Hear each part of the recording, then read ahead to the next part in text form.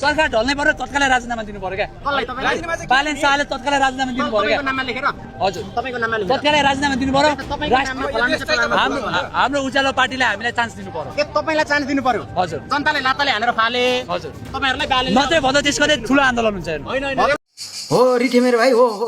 हो ल बालेन शाहलाई चाहिँ कसरी हुन्छ कुचीबाट निकाल्नुपर्छ र तिमीहरूलाई राख्नुपर्छ है अब जनताले पत्यानन् तिमीहरूलाई लाथेले हानेको होइन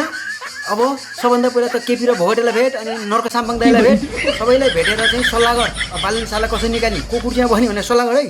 अनि सल्लाह गरिसकेपछि त्यो पेपर चाहिँ मलाई भेज मलाई पठाएपछि म साइन गर्छु बालेनको ठाउँमा म गरिदिन्छु किन गरे भन्लास् फेरि किन यसो भने भन्लास् किनभनेदेखि बालेन शाह भ्याउँदैन हेर बिजी छ बालेन शाह अलिकति अहिले अगस्त होलिडेले गरेर फुर्सद भएको म एउटा छु न त फेरि अब 2-3 दिनमा मेरै ड्युटी खुल्छ हेर त्यसपछि मैले पनि भ्याउँदिनँ तुरन्त पठाइहाल्छ मलाई म साइन गरेर गरेर तिमीलाई पठाइदिइहाल्छु अनि ल रिठे मेरो भाइ त्यो चाहिँ गर कसरी हुन्छ बालेन शाहलाई निकाल्नुपर्छ 4 महिनासम्म काम गरे छैन त अनि 40 महिना हो र भने 4 महिनासम्म काम गरे छैन ल ल ल ल ल